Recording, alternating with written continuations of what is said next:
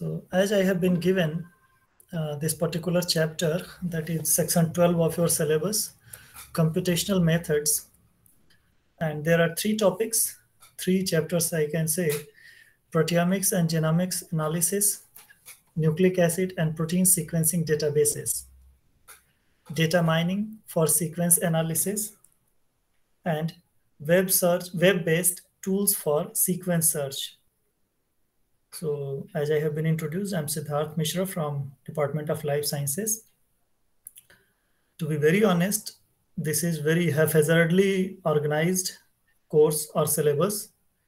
These three topics actually are something like it should be taught in at least 1 month time. And I have been given 2 classes today and maybe some other day, I do not know when. However, I'll try to give you as much as best possible glimpse, of course, onto this topic. In particular, I'm taking up the component 1 for today's class, and I have summarized all the 3 things. I mean, genomic analysis, all the different type of databases for DNA, RNA, or protein. Altogether, I'll try to take within this particular session as today, right? So one of the important thing which I wanted to learn from you or listen from you, I can say, whether any of you have or all of you have been taught about bioinformatics earlier in this session or earlier session.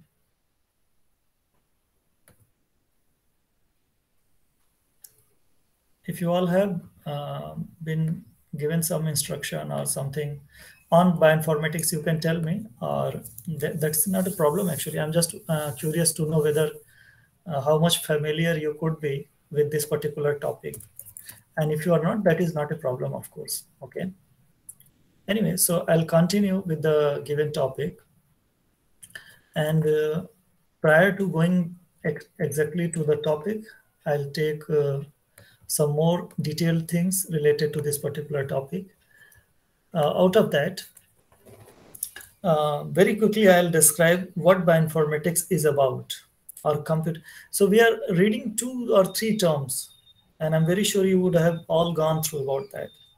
One term is bioinformatics, another term is computational biology, some other term is this one, system biology. And within that, now there are several different terms like genomics, proteomics, pharmacogenomics, this and that, blah, blah, blah. So this is just like, to somewhat extent, they are just linguistic things. Basic content is that how to utilize a computer system to analyze the network of biochemical and molecular things within a cell. And of course, this domain of bioinformatics involves different aspects, starting from ecological, behavioral, evolutionary studies to molecular pharmacology, laboratory medicine, and pathology. Everything is intervened through bioinformatics. And this particular domain is applied starting from cells, tissues, proteins, DNA, RNA, biomolecules, and everywhere you will find some kind of implementation of this particular system. So whosoever is interested in initiating or conducting research work related to bioinformatics, this particular class may be, please keep all your voices mute to avoid any distraction. So in this particular section, you all will be able to understand what is the importance of bioinformatics and how this can be utilized for your research further. So whenever we are saying bioinformatics, it has biological systems or biologist data. Biologist data means nucleic acids and proteins data, or any data coming out of the cell, that is the biological data. And with the help of a computational tool using mathematical algorithms, statistical tools, and Excuse other... me, sir. Yes? Sorry, sir, for the interruption. Right. So for the further, you will be giving us the PPT or this PDF, or shall we take the screenshot of this? I think you should have asked this question very first or late, and be sure I I'm will so provide sorry, PDF. sir. No, just listen me before saying sorry. I'll certainly provide, and I do always provide PPTs. So don't waste your time in taking snapshots. I'll certainly Okay. provide PPT immediately after the class in that PSD group. Okay, so don't bother about Thank that. you so much, sir. Yeah, all right. Yeah. So now, yeah, in earlier slide, I said the data comes from cell, and a computational scientist, which can be a mathematician, a statistician, algorithm specialist, or any kind of analytical person with algorithm development skills. They all together make a combination of bioinformatics, which defines a study of biological questions by analyzing molecular data. And whenever we are saying data, means we need to have a database. Like if you have a book, it can belong to your shelf, your bag, your desk. But the repository of book actually belongs to the library. The same way, database can be defined as a collection of related data. Whenever saying related data means, if you are saying nucleic acid database, means it will have data for DNA or RNA. If you are saying protein database, it will have database for protein sequence, protein structure, all those things. So collection of information, that is a database in terms of computational systems. These are some of the landmark things that were that have been in history, and they actually changed the world of research, starting from, let's say, early 90s to current date, something like 2020, 22, right? One of the primary thing started way back was the Swiss Prot database. It was started in Europe, especially for protein sequence database and protein structure database. And then NCBI, National Center for Biotechnological Information, was introduced somewhere around 83, 85. And they developed some tools like FASTA tool. We'll go about these tools later also, FASTA, BLAST, etc. And Human Genome Initiative was started way back somewhere in 83, 85, like that. Then later in 92, 93, European Bioinformatics Institute was started. And internet, it was started in 1991. Until that, World Wide Web, that was started in 1991. Until that, all the data repository or data submission was kind of manual. People used to figure out DNA sequence, RNA sequence, protein sequence, then used to send the data by post. Later, when internet was discovered, it became a facility, but of course it was a rare phenomena. And it started in India somewhere around 95, 96. It took 4 to 5 years to come here. And that too was not a very friendly thing, okay? In 1995, first bacterial genome was identified. That was a landmark thing in terms of genome analysis. In 96, yeast genome was identified. And in 2001, first human genome draft was proposed or published. That started to revolutionize all this analytical system, especially using computational tools in biological studies. And not only that, it gave us a kind of facility that we could save our time, save money also, because for laboratory experiments, we need more money, more fund, and more laboratory setup, instruments, etc. But in case of bioinformatics studies, you just need some data. Data can be obtained by your own study or derived from other sources. Okay, so this is the point that we NCBI, the National Center for Biotechnology Information, it is situated in Bethesda, Maryland, and it was created as a part of National Library of Medicine, which is actually belonging to National Institute of Health, USA. That started in 1988.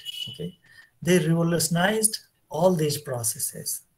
So first of all, let's understand the types of database, and there are many categories of types of database. For example, here I'm giving you 2 types of database: comprehensive database and specialized database.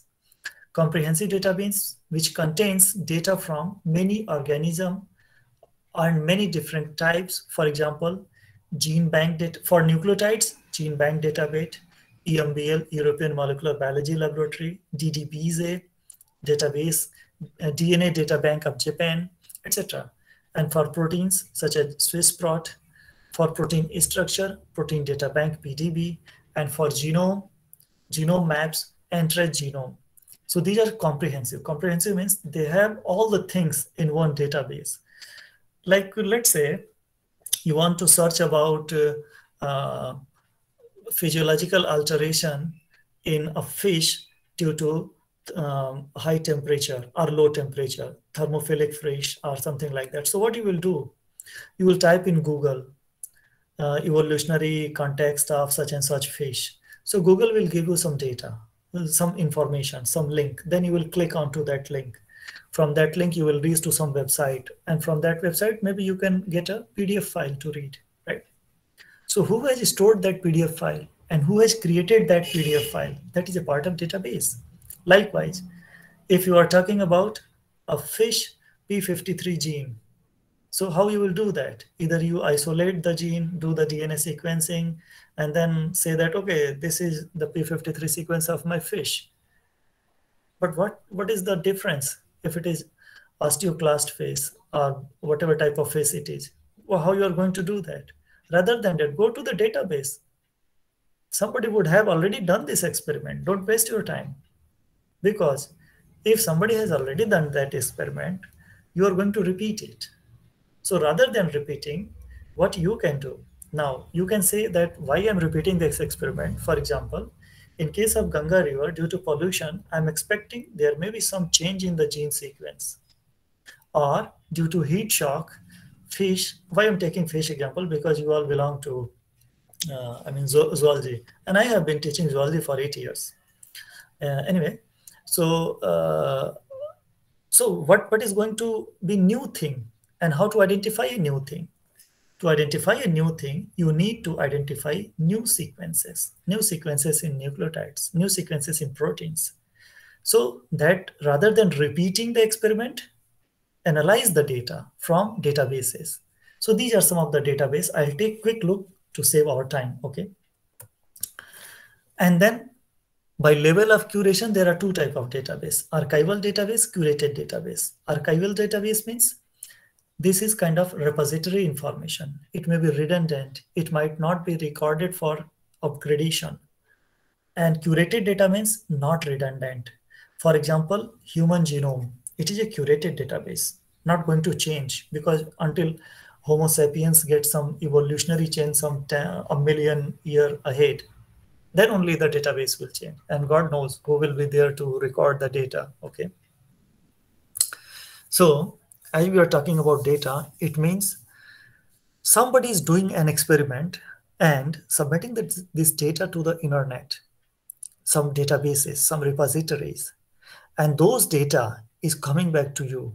So based on that, there are two types of databases. One is primary database and second one is derivative database. Primary database means a person is doing experiment in the laboratory and they are, after doing their work, they have submitted a data. They are primary submitter, and that is called as primary database. Now, what you have done while planning your experiment in, let's say, cytology, and with the you wanted to plan some effect of environmental toxicant on cytological alterations like chromosomal analysis, chromosomal bridges, nucleoplasmic bridges, etc. This is very particular thing I'm telling you. So what you will do, you can go to the database submitted by a primary person and analyze their data and project an information or derive an information and say to the world that this is the thing which I have analyzed after reading the data from the primary database, that this particular species of fish in this particular situation may have this kind of cytological effect on its nucleus, on its cell. And these alterations are possible. So these are just only derivation out of the primary data, okay? And that is why there is a huge importance of database. So the purpose of biological database is to disseminate biological data and information. And let me tell you, all the databases are free. All the databases in the world are free to access. You do not need to pay for anything. You need to pay for research papers. Many of the research papers, they are not free access journals. In that case, you need to pay for the research paper, or you have to go through your institutional login ID. Of course, your institute is paying for that, but databases are free, okay? They provide biological information related to computational system, and they allow analysis of biological data. You need to obtain data, analyze, and report. And when you are reporting, you must mention that how did you get that data? Which is the source? What are the references? So when you are referring, providing all the credentials to the original database submitter, primary database submitter, then there is no problem. So it's a fine work, and people used to do this. And I'm suggesting you all, whoever is interested in this kind of research work, take this particular concept seriously, and within 3 years, you can complete your research and submit the thesis. You just need to do a little bit of wet lab and a lot of computational work, okay? So based on molecular systems, there are, I'm giving you different types of database on different platforms. For example, submission, for example, category, for example, type, like that. So the primary database and derivative database, as in the earlier one. So primary data means somebody has done the, so it is submitted by experimentalist who has done the experiment, right? And the data repository and control is within the hands of submitter. Examples are GenBank, Trace, SRA, SNP, Geo. Derivative database are third party like NCBI, RefSec, TPA, etc. So this derivative database is a kind of system which you can utilize, and you can further create database by using derivative database or derivation of the primary database. You can derive some new information and project is as a new information and submit to the database. There are different categories of databases for biological sciences. For example, one of the common thing is nucleic acid sequence and protein sequence, genomics, mutation and polymorphism, protein domains and family, proteomics, which includes 2D gel information, mass spectrometry information, protein 3D structure, metabolic networks, regulatory networks, even bibliography. Bibliography is a part of database. Gene expression, microarrays, and there are some specialized databases. So from biological point of view, the two major components are nucleic acid sequence, nucleic acid databases and protein databases. And then are pathways related databases. I'm not reading these lines, so I'm skipping these slides. This all is for you to read. I'm just reading the headlines for some of the slides. Pathways related database, function related database. And now I'll take more detailed information on nucleic acid and protein databases. So there are three major databases which are related to nucleotide sequences, and they are primary nucleotide sequence database. And when I will provide you these PDF files, these links are functional. When you will click on these links, you will go to the original site and you can do these analysis, which I will explain in further slides, right? One of them is EMBL database, European Molecular Biology Laboratory, given is the web link. Then GenBank, it is, so you can understand there are three domains in the world. One is European Molecular Biology Laboratory. So it means this belongs to Europe. GenBank, this belongs to NIH, NLM, NCBI, USA. And then DDBJ, DNA Database of Japan. So it means there are three domains. Where to submit your data? You can submit anywhere. Depending on the data review system and the data specificity, they will select whether your data can go to their database or not. If you have done some experiment and you think this is a new data and I want to submit new sequence or new information, you want to submit to these databases, you can contact them. They will review the data, they will verify the data, and based on the priority, usually GenBank goes to the top priority, followed by EMBL and DDBJ. Of course, all these databases are further interconnected, and downloading or accessing these databases all the databases is free. So there are some standard contents of a sequence database. When you are talking about sequences, there shall be accession number. It's like library. When you say that I want to read Leninger's biochemistry, so how you will go to the library, our library? First, you will go to the library. You will ask the bookkeeper whether this book is available or not. Because there are thousands of books, maybe lakh of book in our library. So the bookkeeper will ask you, do you have the catalog number? That catalog number is basically accession number. So the same thing is for a gene. Each gene has or sequence has accession number when submitted to the database. It has a reference who has created this information, taxonomic information. For example, if that gene is from human sample, it will have human information. If it is from mice, it will have mice information. Annotation and curation, how the data was curated. What are the keywords to search if you want to search human P53 gene? So you can search with human P53. You can search with other keywords. All those keywords have to be provided. What are the cross references? For example, I have done this work and somebody else has also done this work. And all the documents related to the sequence has to be there. And this is the mandatory thing. Or whenever you will download or access a data, you will get all these things in your data set. There are some tools to analyze these data. And that is my suggestion. You all start learning BLAST. And to learn the BLAST, you have to go to the YouTube. Just click onto the BLAST sequence analysis. And there are several YouTube links that will teach you BLAST analysis within 3 or 4 hours, not more than that. Of course, it will take at least one particular class or maybe 2 particular classes to teach BLAST. So my suggestion is, my opinion is, first of all, after having your interest, depending on your interest, BLAST tool you can easily analyze, understand, and apply for your research. And it can be easily understood through YouTube. There are several videos who will give you real-time analysis. Okay. So the NCBI that we have been talking very often, it is a comprehensive biological database. And the database name is GenBank. NCBI is a kind of institute. Not kind of institute, it's an institute. So NCBI GenBank is the nucleotide sequence database. It provides 42 different resources. It means it has a repository from 42 different resources. Given below is the link. And it can provide different type of further information. And we all are familiar with PubMed, where we can search research papers.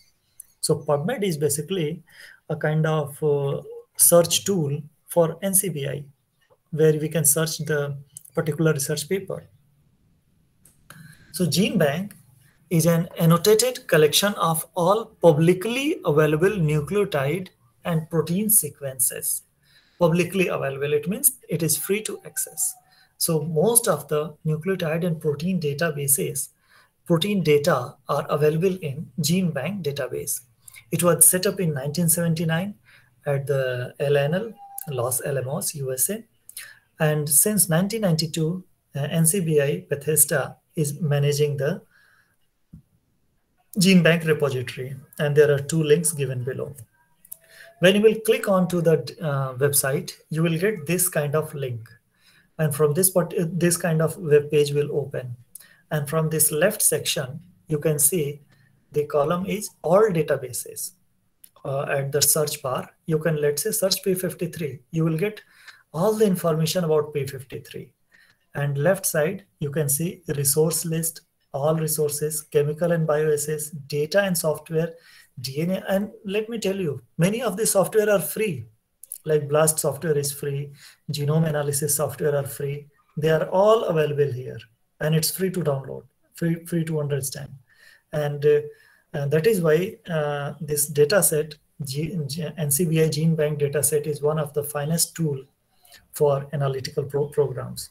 So once you will open, you will get this kind of page. And from this page, you have to click your particular gene name and you will get all the information. For example, so this is kind of notes purpose. So when you will go to about the gene bank overview, it will give you information how the gene bank works. This is the same thing all over again. And within the gene bank, and if you just take a look at the statistics, so world genome sequence and the gene bank databases, they all are raging, and there are over millions of databases. Databases means records submitted by people, and it has more than 130,000 organisms data. So where this data is coming from? By experimentalists. People are doing experiments and submitting data. So in this case, you can understand what is the importance of bioinformatics and doing this research. People are working for you. Somebody in Japan, somebody in Europe or America, they are working so that you can get the data. And that is what the beauty of research is, self-satisfaction. Getting degree is one thing, getting PhD degree, getting doctoral position or faculty position is one thing. Doing research is kind of satisfaction. Why they are worried to submit data? Over 10 million data is there. Just because if they have this information, it should reach to other people so that analysis can be extended. Okay. Anyway, you can see from the data set, from 2001 onwards, especially after the addition of Human Genome Project, the boom in data analysis came. And until now, you can see in last 20 years, there is huge flux of data. Over 100 times of data have been submitted. Okay, then second database is EMBL, European Molecular Biology Laboratory. This is also annotated, publicly available database. It started in 1980 as in Heidelberg as through the European Molecular Biology Laboratory. And since 1994, it has been maintained by European Molecular Biology Institute, Cambridge. And the link is given below. It looks like this. As you will click on this website, you will get this kind of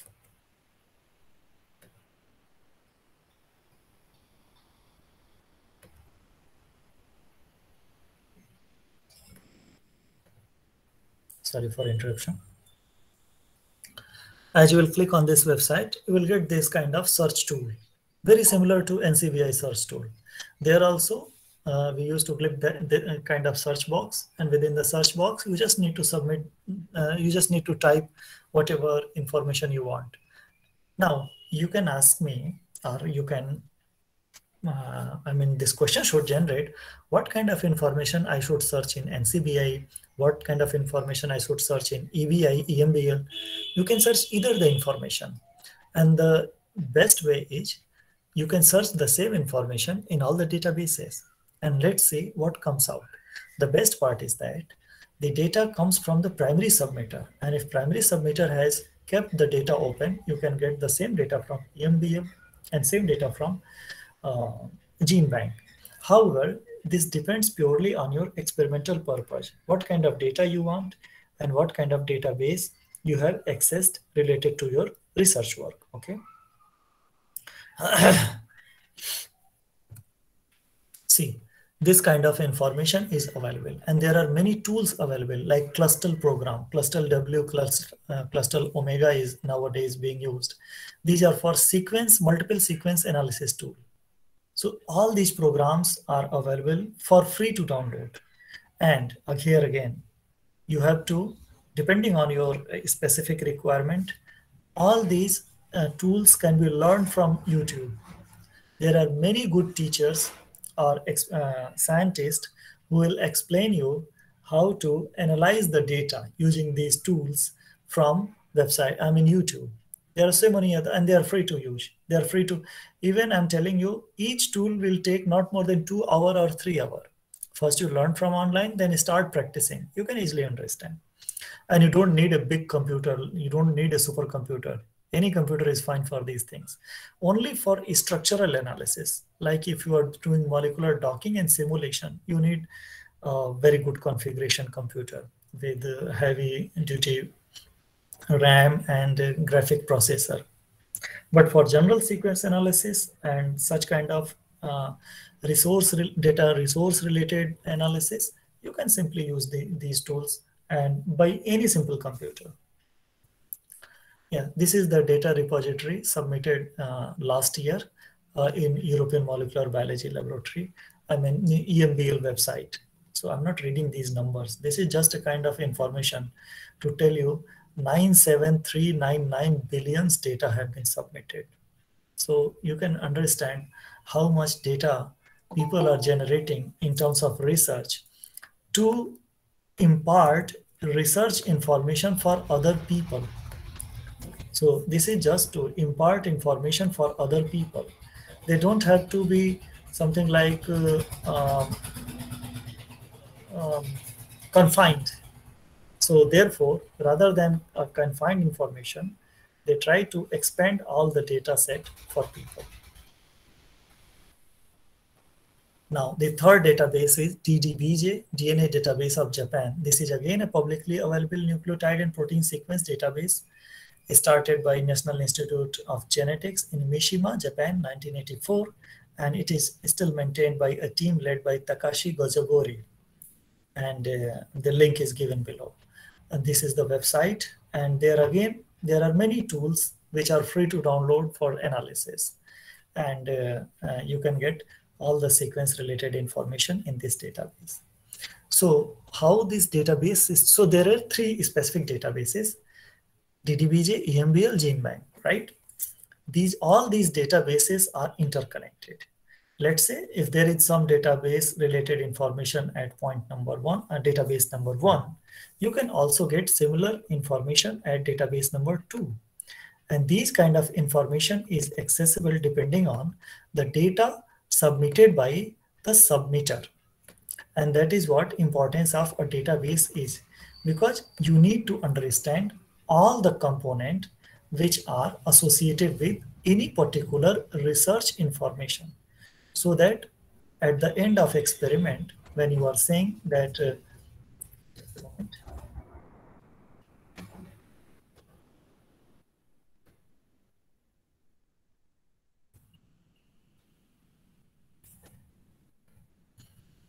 So at the end of experiment, when you want to compare your data from different websites, you can compare. Okay. Yeah. There are several other nucleic acid databases. I'm just giving you the name, and from the name you can understand their importance. One is EST database, Expression Sequence Tag database, GSS databases, genome survey, that is genome survey sequence, homology gene sequences, HTG databases, SNPs databases, reference sequences, STS database, sequence type sites, UniSTS, non-redundant sequence type sequence sites, and Unigene. These are different other databases. So my suggestion is, rather than going all of it, you just go for EMBL, GenBank, and DDBJ once, and learn at least one tool within next month or so. And you will see, just by analyzing the data, I'm very sure within year 2022, you can publish a research paper. Just by analyzing the data. You do not need to do the basic experiment, just only data analysis, okay? Now, then comes the part of protein databases.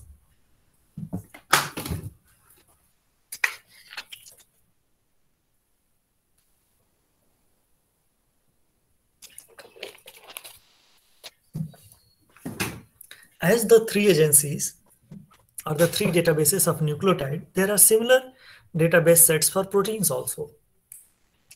So, and for protein, you have to be very clearly in your mind.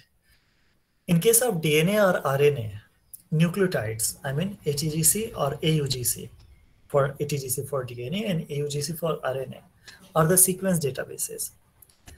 DNA structure is not a major part of database, because DNA from one organism remains same in other organism. RNA from one organism remains same in other. I mean, there are, let's say, the major types of RNA are tRNA, rRNA, mRNA, hnRNA, snRNA, snORNA, siRNA, miRNA. Let's say these are the different types of RNA, including, I said, those two who are non-coding RNAs also, right? So when we are talking about RNA or DNA, structure is not a big matter. So in databases, in the previous 3 databases, we read the word DNA sequence database, RNA sequence database. But in case of protein database, there are 2 different types of database: sequence database and structure database. Because protein structure is again very interesting thing. And there are several journals like Briefings in Bioinformatics. I'm a regular reviewer of that journal. That is somewhere around 10 or 11 impact factor. Only by database analysis, people are able to publish 10 impact factor paper within 6 months. And I know some of my friends, every year they are publishing 1 or 2 paper only by data analysis. So this is a very open domain for research. And since you all fellows are new and about to enter in the domain of research, so take some time rather than just killing the fishes in Ganga river and trying to purify Jai Ganga ji karne mein mat lagiyega. Because Kanpur doesn't mean working on the Ganga and getting dipped in the Ganga. Most of the researches in and around Kanpur since last 20 years are on Ganga. Unfortunately, nothing has become fruitful except some of them from IIT and some of them from other institutes.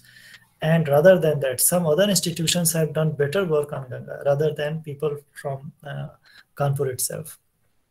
Because that can be a source of data, but how to extend the data, okay?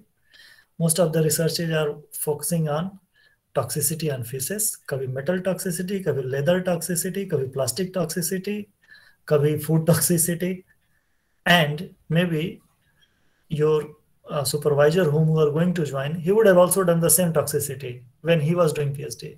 So don't repeat those things. Try to think something new.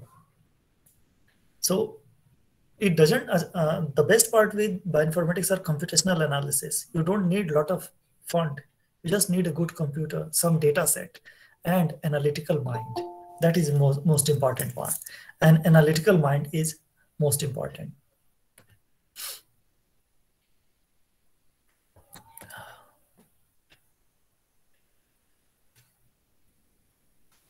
Actually, somebody wanted to join. Yeah, she has joined. Then then after this, the next thing is that how to analyze this data which is related to protein. So there are 2 things. In case of RNA and DNA, as I said, only sequence data, RNA sequence, DNA sequence. But in case of protein database, there are 2 very clear things: protein sequence and protein structure. So here again, there is a NCBI protein database. The link is given below. I'm not reading all the content here, okay? Basically, this gives you protein database for sequence. And there are certain components. I'm going further in detail. One of the component is SwissProt. It is a protein knowledge database. SwissProt protein knowledge database. It is a curated database started in 1986.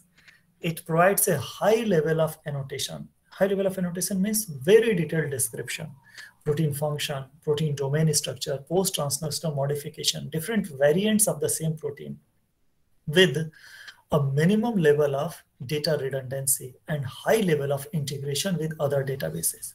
So it means if you are finding a data in SwissProt, it means it is connected from different other databases.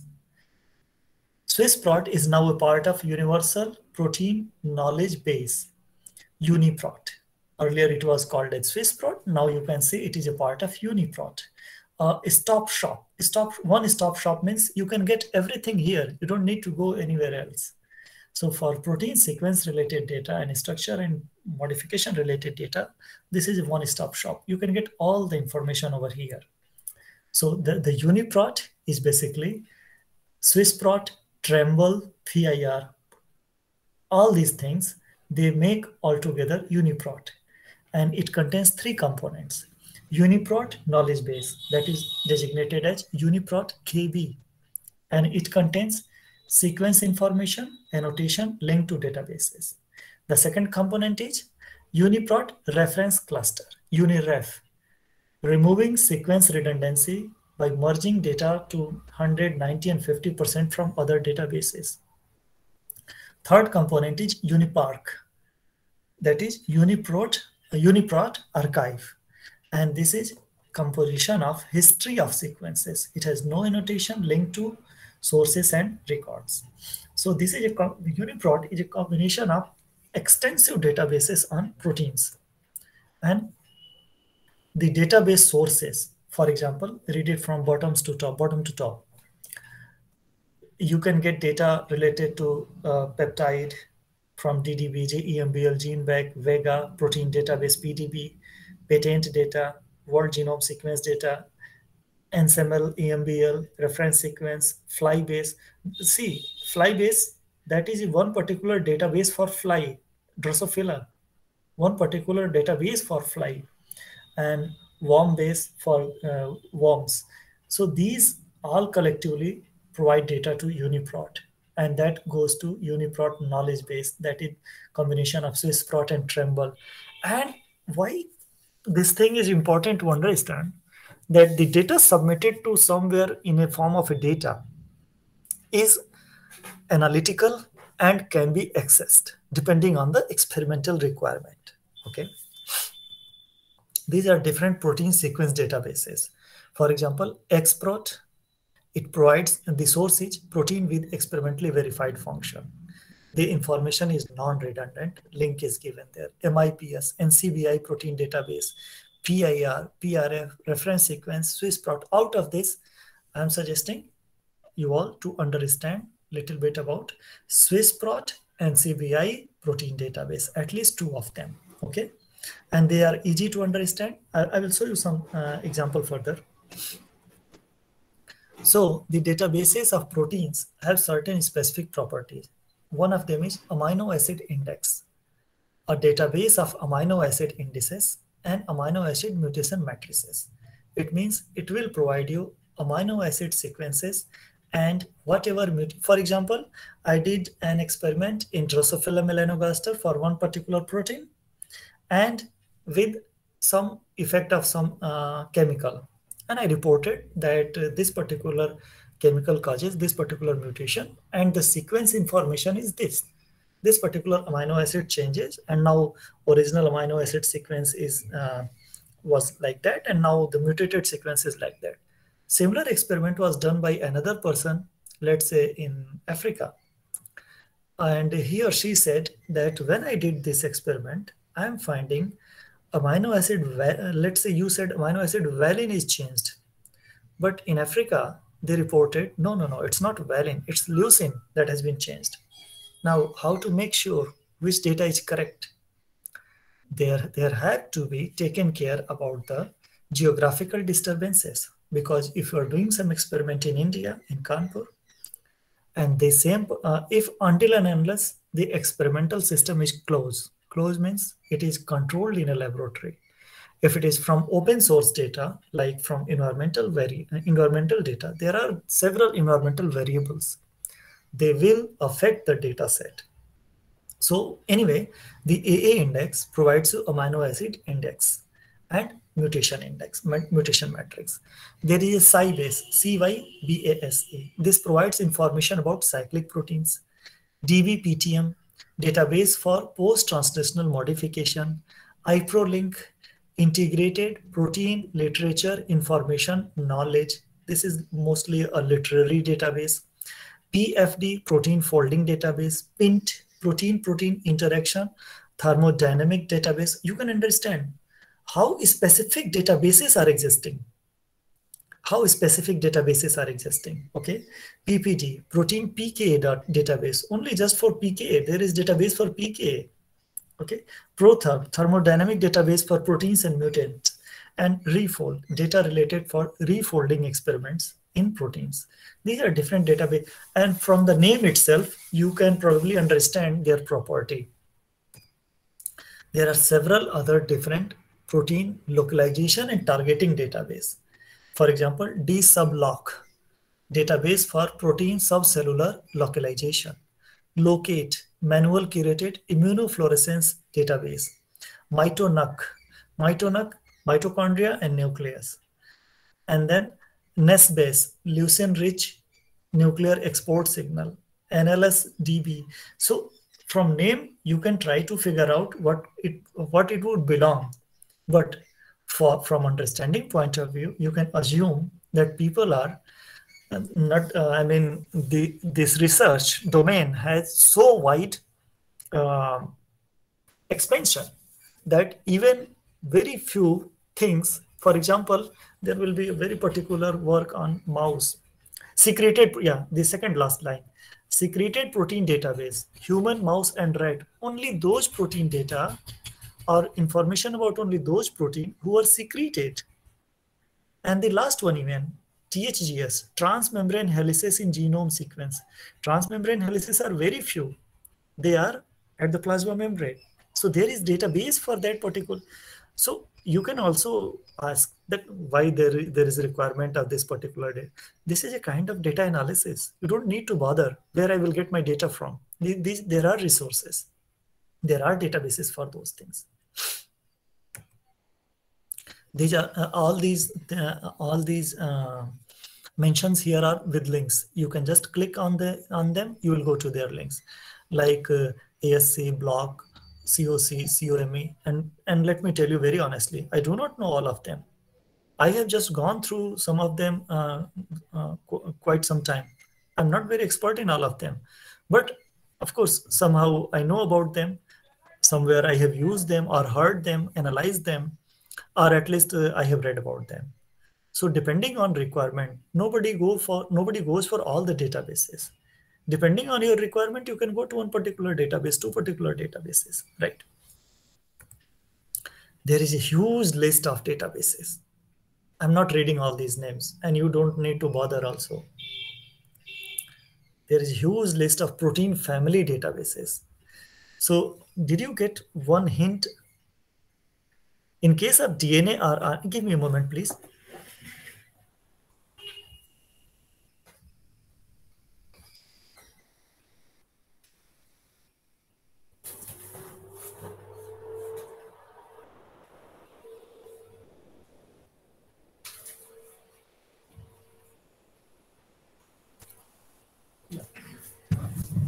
Sorry for the interruption.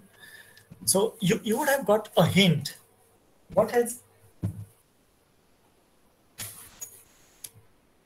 happened here, that in case of DNA and RNA, the databases were limited. Why limited? Because DNA is DNA, RNA is RNA. There is no variation.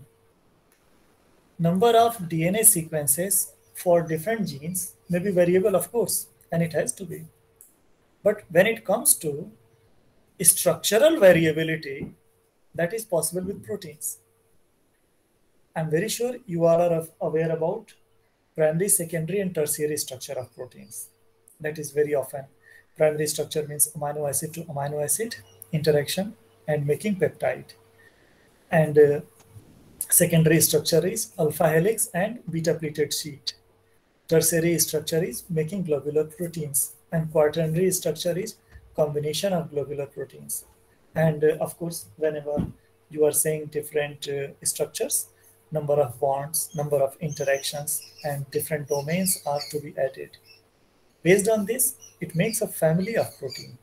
And as the family of proteins are expanding, number of proteins are expanding, their structural variations are expanding. And these structural variations, to analyze these structural variations, there are huge amount of database. There is a huge number of database for such kind of analysis. So don't bother that how many databases you need to read or learn. Don't worry. I'm just giving you a glimpse that database system is enormous in nature. Okay. So these are some of the 5 major databases sets, I can say. for proteomic analysis. For example, for protein sequence, SwissProt Trimble is the best database. Nucleotide sequence database, especially for ESTs. ProCite, Block, and Prints for pattern and profile database. 2D page database, Swiss 2D page, World 2D page. And 3D structural database, that is PDB and DSSP, HSSP. Out of these five domains and different database, I am suggesting you आप लोग एक बार Swiss प्रॉट and PDB इन दोनों को जरूर access कीजिएगा and it's very interesting also you can understand whenever you are saying primary structure, secondary, tertiary, alpha helix, beta pleated sheet, etc. How to analyze that? To analyze that, we have to we need to understand how these proteins look like. I will quickly show here one slide in a slide here I mean online. Give me a moment. I will just connect PDB database.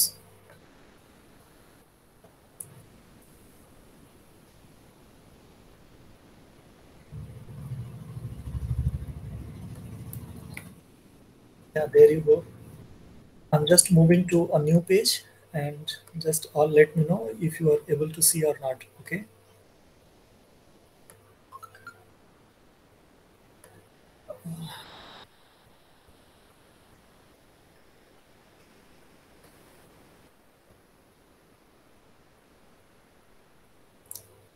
I'm sure you are all able to see this web page. 3D want to please somebody say yes and then I'll move ahead. Okay. Yes, sir. Okay, all right. Yeah. Now, this structure is, I have randomly gone through it. And because I'm very sure you would have heard about this receptor. Nowadays, it is very famous, Afrin B3 receptor. We have done some research work on it. That's why I have immediately opened it. Now, see, this structure in the left side is the protein domain, right? So this is a crystal structure of Nipah virus G attachment glycoprotein in complex with its receptor Afrin B3. And then you have protein domain, etc. And there you can get the amino acid sequence, etc. Everything will be there. It is giving the total molecular weight of the protein is what 35.76 kilodalton. Atom count is 9598. All those things are given.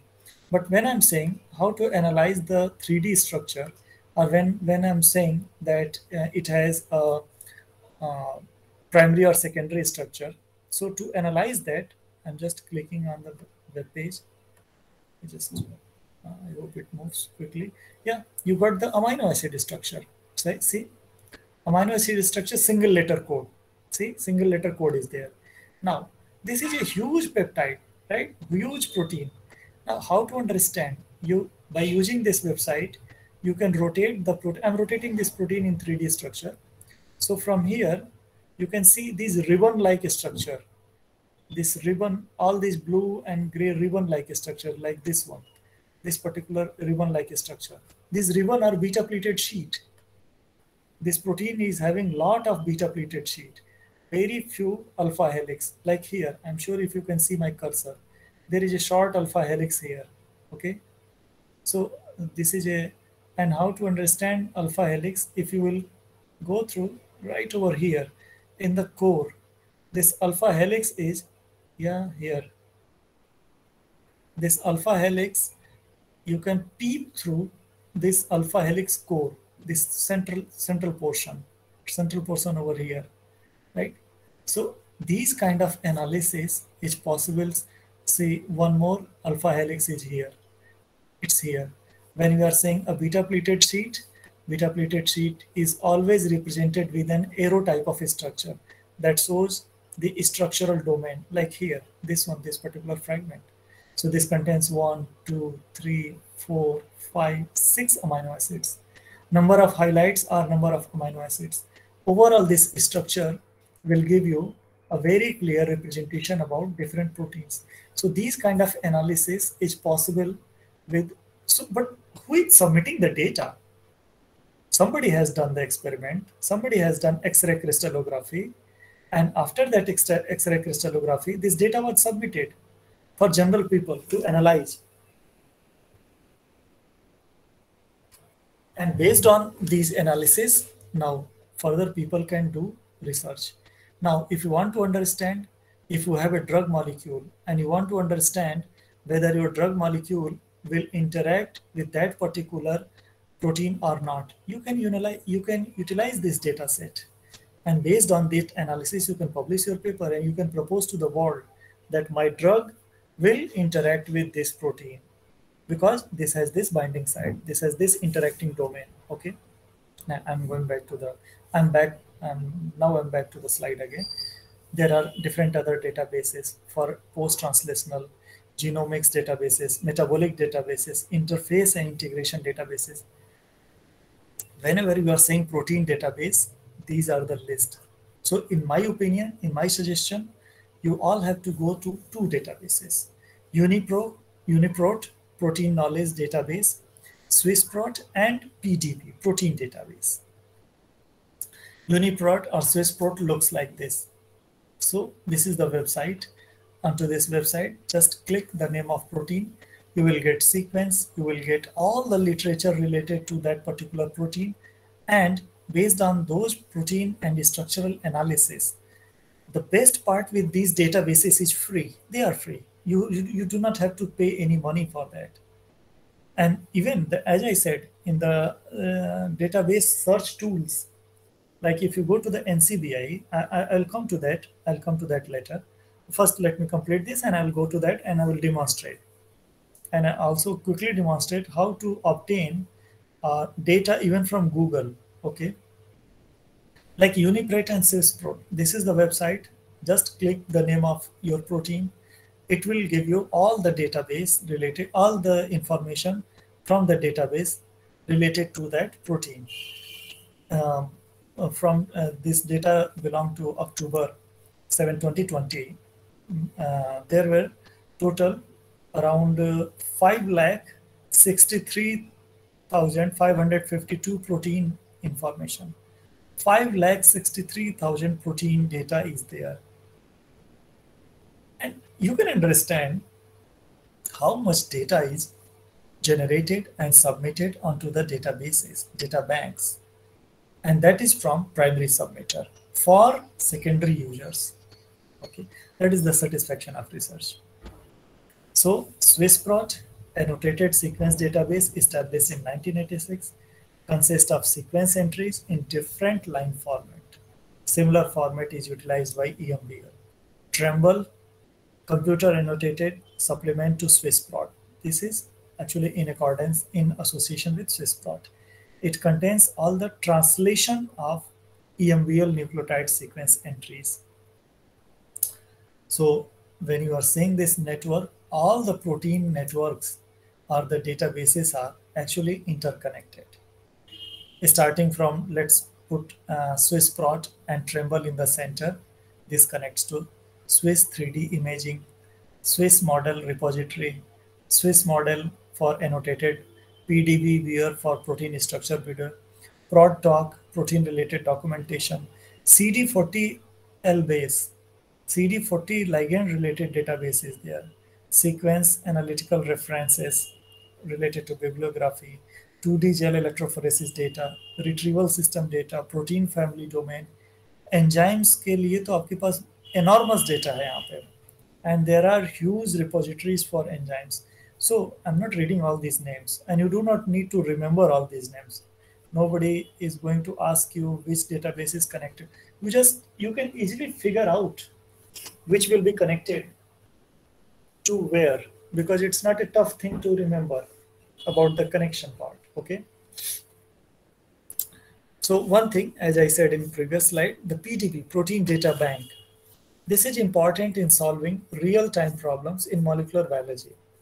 Real-time problem means, and because I have my own experience while working at IIT Mandi for some time, we were able to identify some, first of all, we identified some receptor site where drugs can be targeted. And then we screened a laboratory of FDA approved drugs. Only computational work, purely computational work. And there are some tools, softwares, of course. So based on those analysis, we identified some 3 drugs. Unfortunately, I'm not taking the name because the research work has not been published yet. So based on that analysis, we proposed that these 3 drugs are interacting with that particular protein which is associated with Nipah virus interaction and internalization in human cell. Basically, if we can block those proteins with these drugs, and those drugs were belonging to natural sources, plant-based drugs. So based on this research, it was within 3 months we did this work, and we were able to propose the work for publication purpose. That is different thing. But analysis point is easy. You do not need to extend our research for okay, so I'm this class is extending to more than 1 hour. I'm sure there is no problem. Okay, I'll take 10 minutes or 15 minutes more, not more than that. I'll wind up that. So, yeah, as I said, the particular information obtained from a database about a protein structure was utilized in our research. Because if we wanted to, first of all, understand the structure, we should have isolated the protein. Then we needed to go for X-ray crystallography, then do the protein ligation assay in our laboratory. After that, we could say these drugs are able to interact with those proteins. And it will take not less than 6 months to 1 year time. But within 2 months, less than 2 months time, we did all the within 2 months the paper was completed.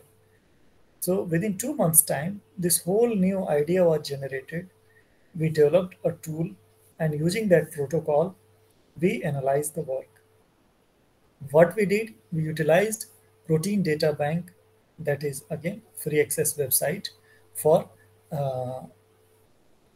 obtaining the data. And this database is actually curated by Research Collaboratory for Structural Bioinformatics, RSCB.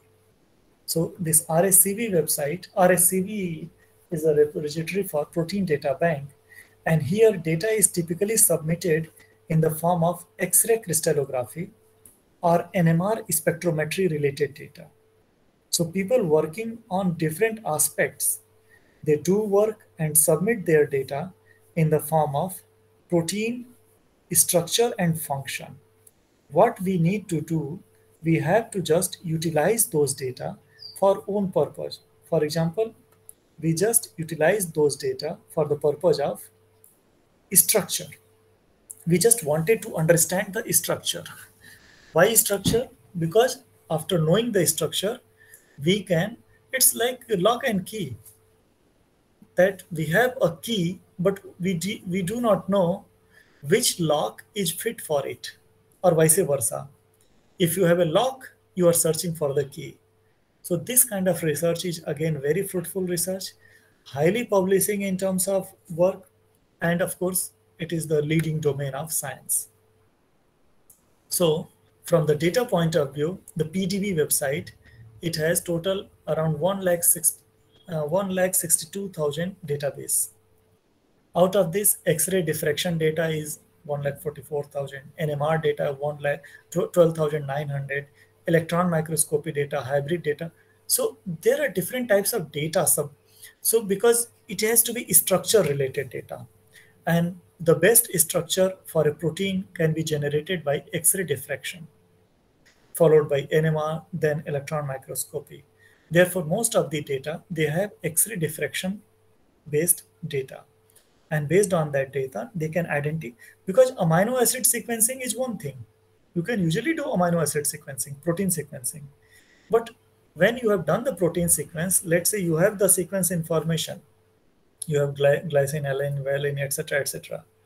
But how they are, when you are attaching one amino acid to the other one, then third one, fourth one, you have attached 10 amino acid in a sequence. And when you are leaving them, it will take a configuration. That is called as spatial, SPATIAL, spatial conformation. That is basically 3D behavior of the protein, how the protein will look like in 3 dimensions. That shows the structure of protein. And for those purpose, X-ray diffraction is required, or X-ray crystallography is required. Other methods are NMR, electron microscopy, etc. There are some database members which are associated with PDB, or the protein structure databases. One of them is Protein Data Bank in Europe, RSCB, Research Collaboratory for Structural Bioinformatics. In fact, RSCB PDB is very interesting website. We are frequently using the PDBJ, Protein Data Bank of Japan, and Biological Magnetic Resource Resonance Data Bank. This is NMR related database for the which helps in protein structure identification. So all these databases are basically to provide you protein structure data. And UniProt, SwissProt, etc., they were providing you amino acid structure related data and structure and function related, and amino acid sequence and function related data. And these databases are providing you data on the structure of protein. So this basically RSCB PDB provides a structural view of proteins in terms of component-wise structure. I mean, how many number of amino acids are there? What is the organization of amino acids? How many alpha helices are there? How many beta pleated sheet are there?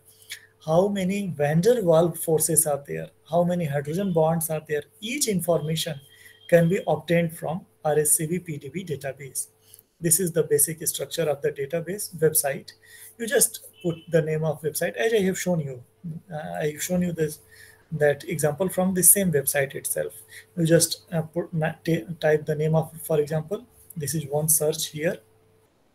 I have searched the name of protein, structure of SARS-CoV-2 spike protein, which is the protein responsible for attachment onto the cells. Basically, interacting with the ligand, and which is basically for the point for infection of SARS-CoV-2 virus. Okay, this paper was published in 2022, and the title of the paper is Structure of SARS-CoV-2 Spike at pH 5.5. There is a name 6SM4. This is called as PDB ID. The release date is there, 12 August 2020. Method is electron microscopy. Which organism? SARS-CoV-2 virus. What is the macromolecule? Spike glycoprotein. What is the unique ligand? N-acetylglucosamine. All this information is there. When you will click on the structure, you can get the structure. When you click on amino acid sequence, you can get the amino acid sequence. And the database is free and downloadable, like this one. When you click on the database, you can get that 6XM4, that thing that is called as PDB ID. Protein name is there, its ligand is there, how the data was generated. For example, it was generated by electron microscopy. Resolution is 2.9 angstrom. Aggregate state is particle, single particle. All those information is there. And who have published this paper? There is at the end of the cryo electron microscopy structure of SARS-CoV-2 virus. This was published in August 2020. So all these information are submitted for general database viewing purpose, so that people can easily obtain data and perform the analytical function for the secondary research work.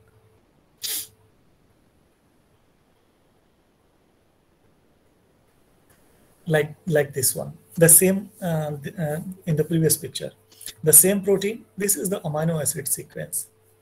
So the amino acid number is there, ligand interaction site is there.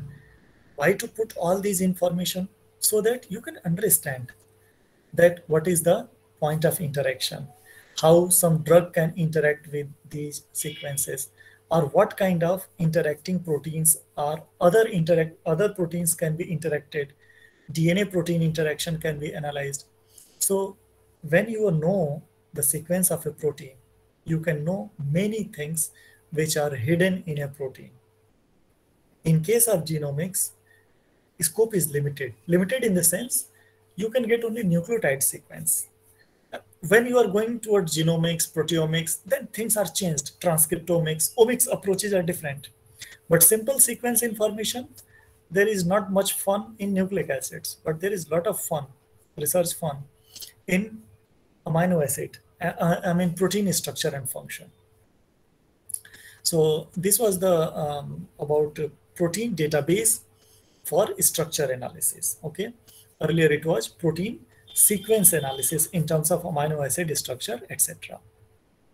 So this was end of the talk, and I could briefly give you, and not briefly, I can say this was extensive presentation in terms of different databases, and it needed to make me shorter presentation, which I could take. I used to take these classes for, let's say, not less than 4 or 5 classes. But unfortunately, as I was said by the office that I have to finish all these 3 topics in 2 classes, so I tried to take up and give you glimpse only.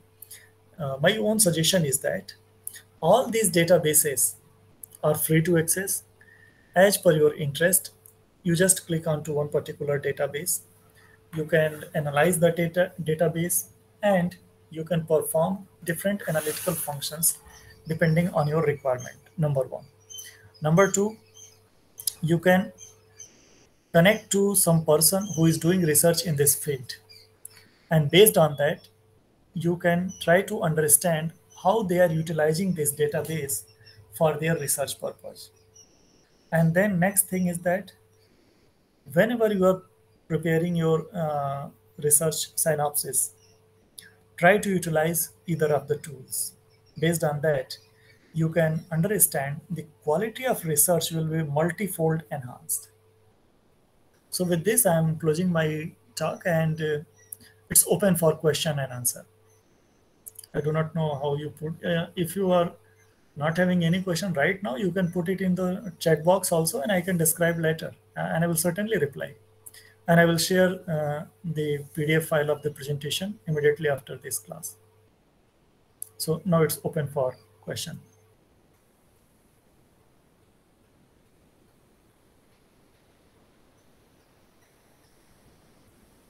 If there are none, then I will close the call. Just let me know.